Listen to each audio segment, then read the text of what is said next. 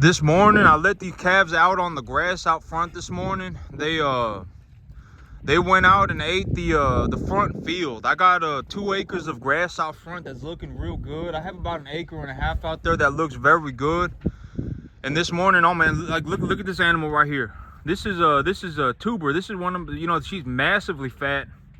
I mean, she's very fat, very good looking heifer. She needs to go to the market. I was gonna take animals to the market this morning, but I didn't go to the market this morning because I didn't want to take my big animals to the market. Because if I take my big animals to the market, now I'm stuck in a situation where I have a whole bunch of grass, and the grass is growing, and the big animals eat a majority of everything. And so the big animals are the animals that I need to rely on to eat the grass.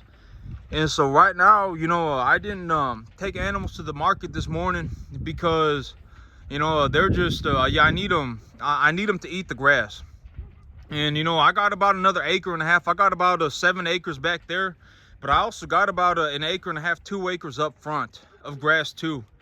And if you take a look at these cattle, you can tell that they are completely full. I mean, their guts are huge. I mean, they are completely full. These animals, they can only eat so much. And these animals, these big animals, their gut capacity, they're able to hold something like a 55-gallon drum. They're able to hold about 55 gallons worth of food inside of their gut. And so when they eat and they're full, they will physically swell up. And these animals, I got all this grass planted back here, and like, even if I had animals this size, about 600-700 pounds, I'd probably need about 100 of them to eat all this grass. I mean, it would take a lot of animals. If I were gonna feed animals this size, I have about 8 to 10 of them on this field right now, and they haven't even made a dent. Not even a dent. I mean, these animals, 10 acres of grass. If I have 10 acres of good grass, I can probably realistically feed somewhere about 80 of these cattle. And so, I mean, objectively, I'm not saying that I'm gonna bring 80 animals in this size. And look at this right here. You see this calf right here? This is actually not what I want to see. You can see that this calf is bloating. This calf has a gas bubble in her. You can see that she's bloating. And yep, these animals, they are completely full on grass. And this is not what I want to see. But this is not very bad bloat, but she is starting to bloat. She has stage 1 bloat, and she is starting to bloat. And I'll have to keep an eye on that. When they start bloating real bad, the gas will get so bad that it actually protrudes out the other side as well. And so this animal right here, this is what bloat looks like, and you don't want to see that. She is starting to bloat pretty severely. I'm actually gonna have to keep an eye on her, but it's not too bad. But I definitely don't want. She actually should probably stop eating. Yeah, she stopped eating on her own. And so yep, I definitely don't want to see that. But these animals are completely full. They're walking around. I only have 20. I got 4 sick animals sitting in the front, and so the rest of the animals are back here. I got 26 animals total, but minus the 4 animals sitting up front that are sick, that gives me 22 animals. And 22 animals, even if half of them are over 600 pounds, and even if I got 8 animals that are over 600-700 pounds, they're not going to be able to eat 7 acres of grass. I got 7 acres of grass back there, and I got 2 acres of grass out front. The way that I measure the cattle in terms of how much they eat, the way that I measure it is by time. And so I'll let them out on the grass, and I'll just look at my clock, and I'll say, okay, it's this time, and then I'll let them eat. And when they stop eating, because these animals, when they get full, they'll stop eating, and then they'll just kind of walk around, and they'll follow me around. They'll go around and they'll rub their head on stuff and things like that.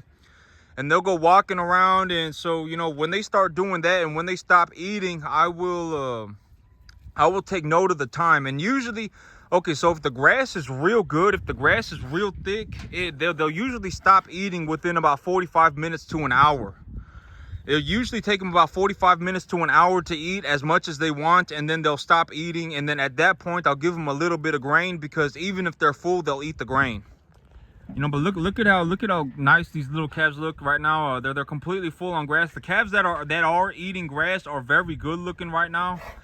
The calves that are healthy, you know, I don't have many of them, but the ones that are healthy are putting on weight very quickly, and they are putting on you know, condition very quickly.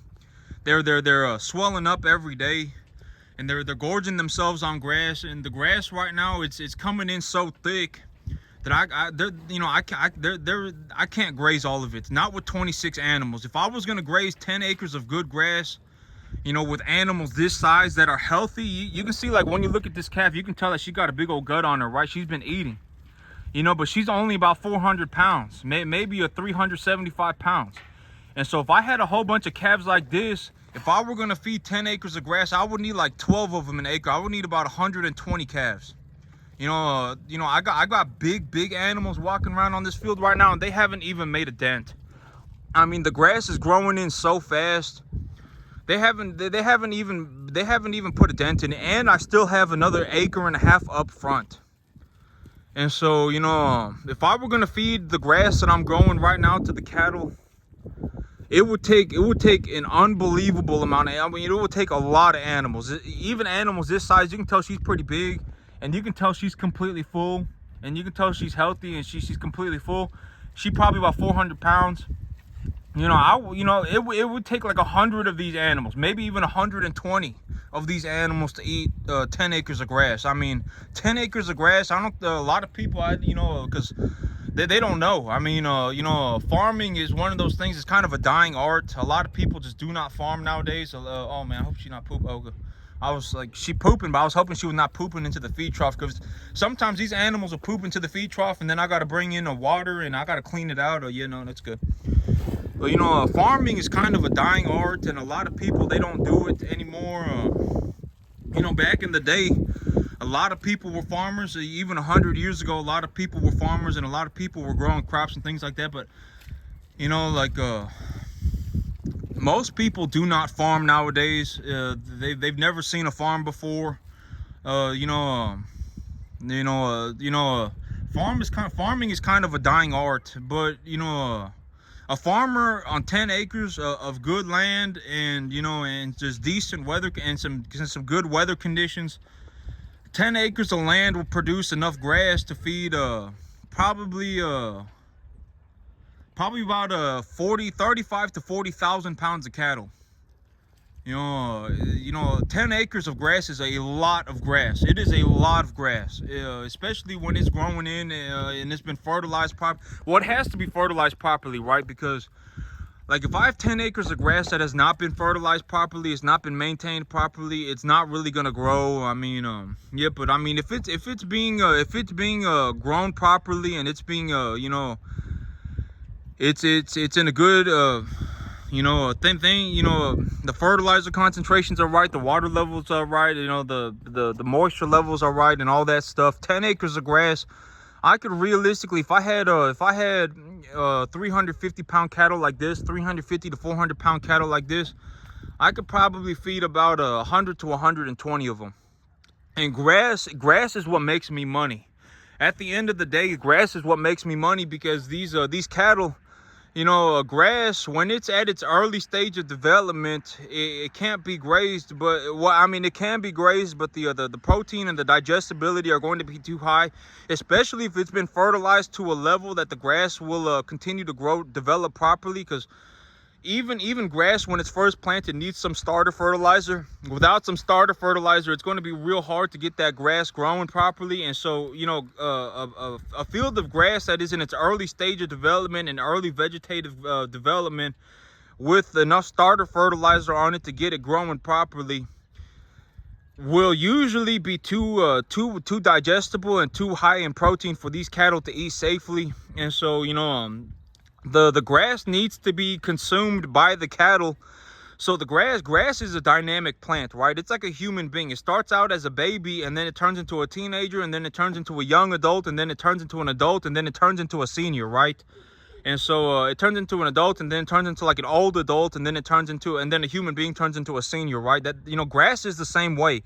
Grass doesn't just come out the ground as grass. Grass starts off in the early vegetative stage. So it starts off as a seed, and then the seed turns into a sprout, and then the sprout turns into an early vegetative plant, and then the early vegetative plant turns into a middle vegetative plant, and then it goes into late vegetative, and then it goes into early flowering, and then it goes into flowering, and then it goes to seeding, and then it goes, and then the plant dies, right? So the plant, plants are the same way. They're a dynamic. They're a dynamic life form, just like human beings. And so plants, they need to be grazed at a certain stage of development. The grass plant needs to be grazed somewhere between the late vegetative and early flowering. That is the optimal time to graze the grass in terms of the natural digestibility of the grass. But I mean, granted that if the grass is in its, as a human being, I am able to do things like fiddle fart with the digestibility of the grass. Like if the grass is in the middle of its flowering development, like the grass has started to put on, it has a fully developed flag leaf, and it's starting to develop like that, and it's starting to develop the early signs of seed heads. I can increase the digestibility and the protein content of that grass by adding more fertilizer to it. Or if the grass is, you really don't want to skimp on the fertilizer when the grass is in its earlier stages of development. Because if the grass is in its earlier stages of development, like if I say, I think the grass is too digestible, and I think that the grass is too high in protein, and the grass right now is in the middle of its vegetative states, and I'm going to reduce the amount of fertilizer on this grass because I want to reduce the digestibility and the amount of protein in the grass because my cattle are bloating on it or whatever. My cattle are scouring on it. Okay, so I'm going to reduce the amount of fertilizer. What will happen is that the grass will become stunted. If the grass is given less fertilizer in its earlier stages of development, the grass will become stunted. But but when the grass is in its later stages of development, you can add fertilizer, a little bit more fertilizer at that point to increase the digestibility and to increase the protein levels of the grass. So it's not really good to skimp on the fertilizer when the grass is young. It would be like starving a child. It's not a good idea. It's not good, right? I mean, it's better to get the grass developing properly, to keep the cattle off of the grass, and then when the grass has hit the proper stage of development, if necessary, if the cattle are not grazing the grass fast enough, at that point, if it is necessary, it would be it could be a good idea to potentially add fertilizer to the grass to increase the amount of protein, because the fertilizer, the grass will metabolize the fertilizer, and when the grass metabolizes the fertilizer, it will improve the nutrient qualities of the grass. The digestibility will go up, the protein will go up usually, and the biomass accumulation will go up. And so but grass is a dynamic plant. It enters different stages of development in its life, and it takes time, and it takes the proper amount of fertilizer. And so when the grass, usually the best time to graze the grass, to begin grazing grass, is at the late vegetative state. And somewhere around the middle of the flowering stage, when the grass has started to develop signs of putting on seed heads, maybe 20% of the grass has put on a seed head. At that point, if necessary, if the cattle are looking like their manure is clumping up a little bit too hard, or there are signs that the grass is maybe going to be a little bit, the digestibility and the protein concentration needs to increase. At that point, it would be a good time to add fertilizer to the grass, potentially.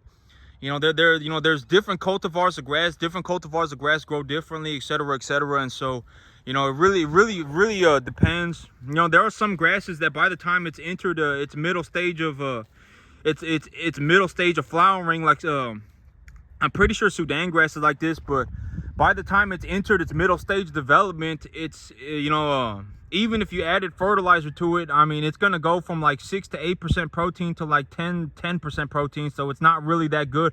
It's not gonna be good either way. And at that point, you should probably just plant new grass, or think about chopping it down to the ground and then fertilizing it or something, because different cultivars of grass, grass isn't just grass, right? There's different cultivars of grass, and these different cultivars of grass, they have different qualities to them. And so, it really depends, right? It really depends. And so,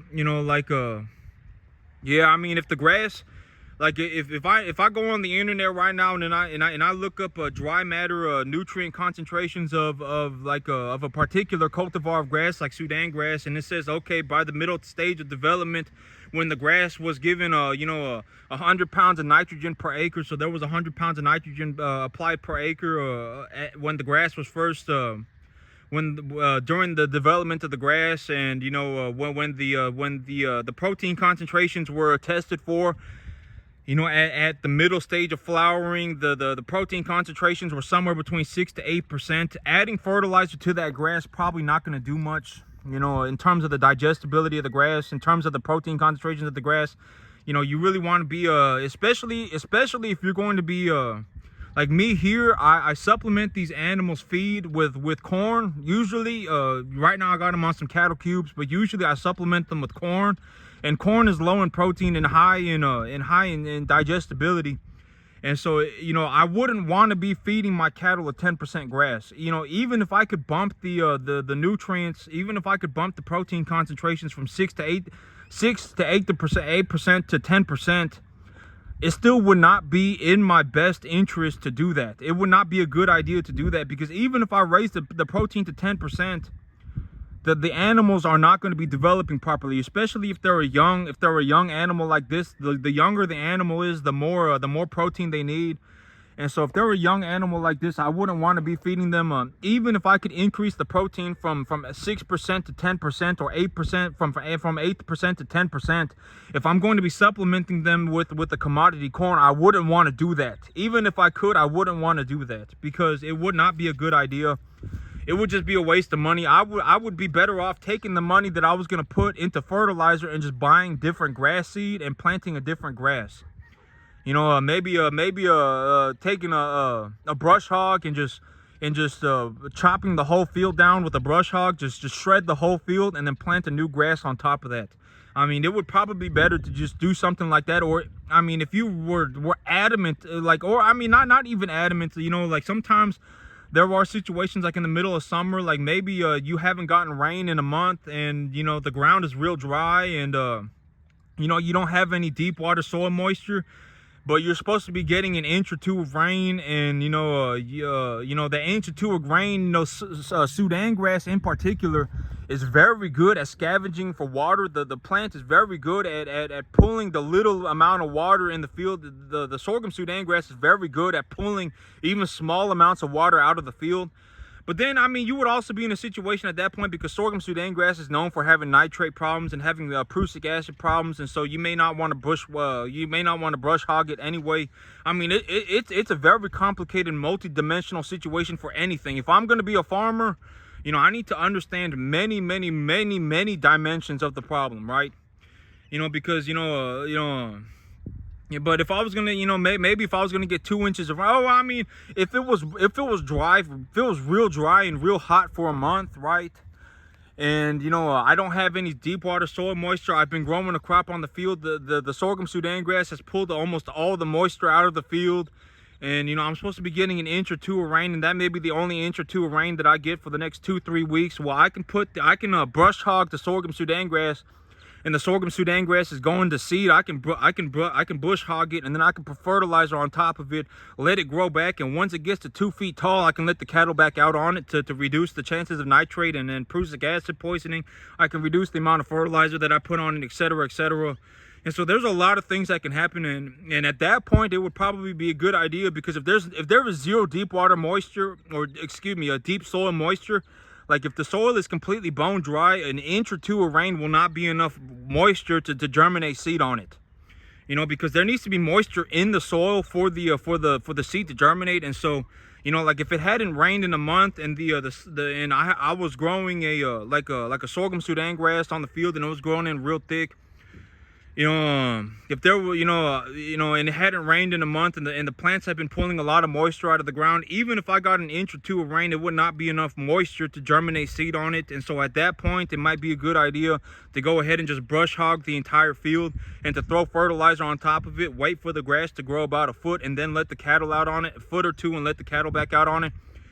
Because sorghum sudangrass, if it gets even if it's been bone dry for like a month, if it gets an inch or two of rain on it, it will just start growing right back. I mean, sorghum Sudan grass, I've never seen a plant grow like that before in my life. You know, I grew sorghum Sudan grass out front this year, and I have never seen a plant grow like that before in my life. I mean, that sucker would grow like over a foot every week. I think that by the time like I had like at the 4-week mark, I think that when I planted the sorghum Sudan grass after 4 weeks, the thing was like the plant was literally had gone from a seed to like 4 or 5 feet tall. I've never seen grass grow like that before in my life, and so yep, I mean that was definitely very interesting. And I'll probably plant sorghum Sudan grass again. I didn't like it because it was, you know, when the plant died and when the cattle walked on it, they would trample a whole bunch of it, and they would just trample a whole bunch of it, and I would have a whole bunch of dead sorghum Sudan grass on the ground. But you know, that sorghum Sudan grass, you know, I let the cattle out on it, and they just walked around on it, and they pushed it into the ground, and it's all gone.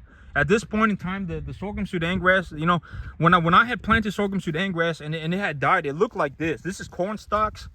And it looked like this. Originally, when I had when the sorghum Sudan grass, it had all died, it looked like this, but the cattle pushed it into the ground, and it's all gone now. It just the ground absorbed it. And so I probably will plant sorghum Sudan grass for my whole life. That sorghum Sudan grass, I've never seen anything grow like that before in my life. I mean, that sucker would grow. And even if the cattle push it down and everything, it don't really matter, because the sorghum Sudan grass, it just accumulates so much biomass. I mean, it really doesn't matter. I mean, even if they push it down, I mean, the total biomass accumulation is just incredible. But the only bad thing is that you know, the prussic acid problems and the nitrate problems, and so I don't know. I'll have to think about it. But in the future, now is not the time to think about it. I don't really need to even worry about that for another 6 months. But yep, that's it for me today, YouTube. Y'all have a good one.